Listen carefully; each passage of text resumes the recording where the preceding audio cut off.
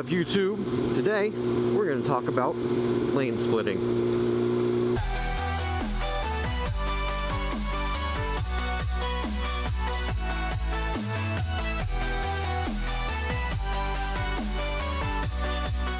Alright, so I live in Ohio, obviously United States, where in all 49 states other than California, lane splitting is not legal.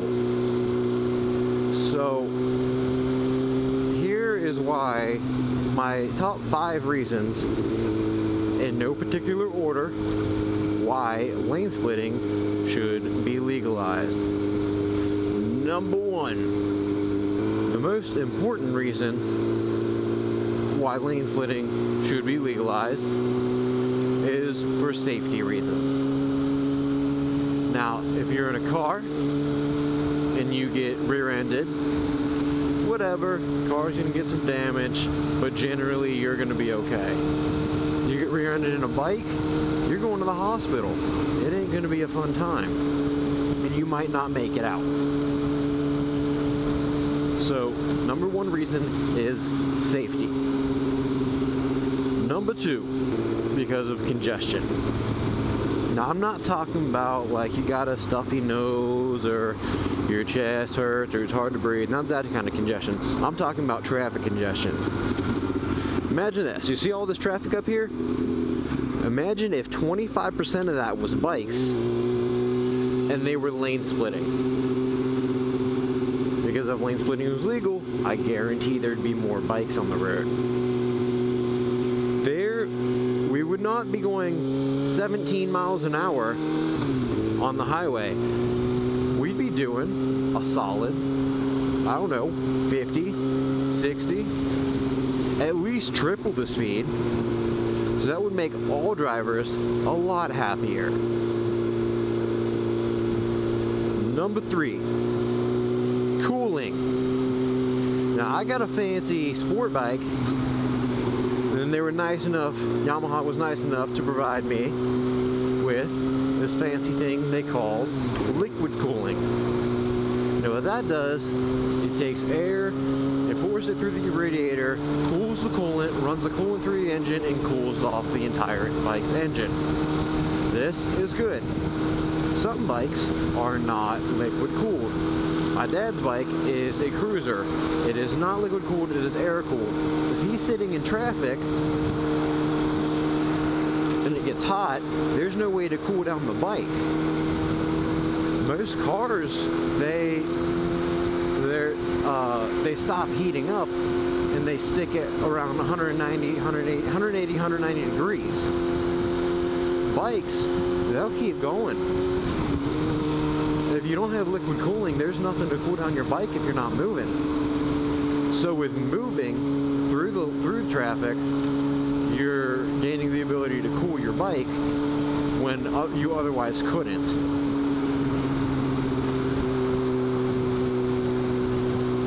Number 4.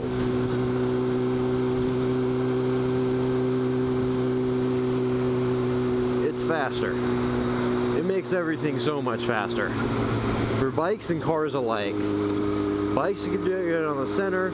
Cars don't have to deal with bikes being in places that bikes would normally occupy if lane splitting was not legal, like now. See, I'm taking up an entire section of the lane when really I could be taking up that little patch of white line and we'd be good.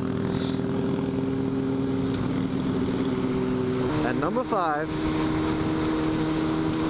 and a lot of people just don't give a shit about this reason. Number 5, my number 5 reason why lane splitting should be legalized is because it would be better for the environment. You got all these cars sitting in traffic, idling, wasting fuel, burning off emissions into the atmosphere. You got some bikes rolling through. Oh, what's that? Yeah, that's right. I get 65 miles to the gallon on the highway on a Super Sport.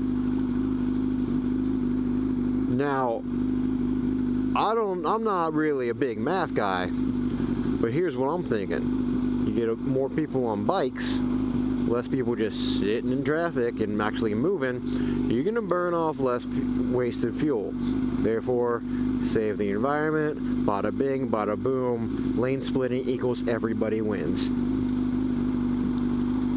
Yeah, so if you got a reason why lane splitting shouldn't be legalized, leave it in the comments below and I'll argue with you. Because there's really no legitimate reason why lane splitting should not be legalized. It's been proved, tested and proved all around the world, including California, that it makes everything so much easier and it makes traffic flow so much better.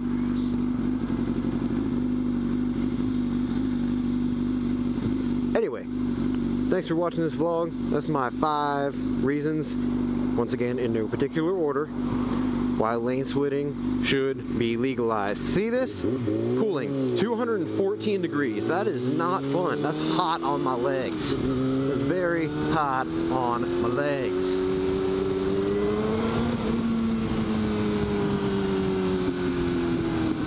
But until next week, I will talk to you guys later. Peace.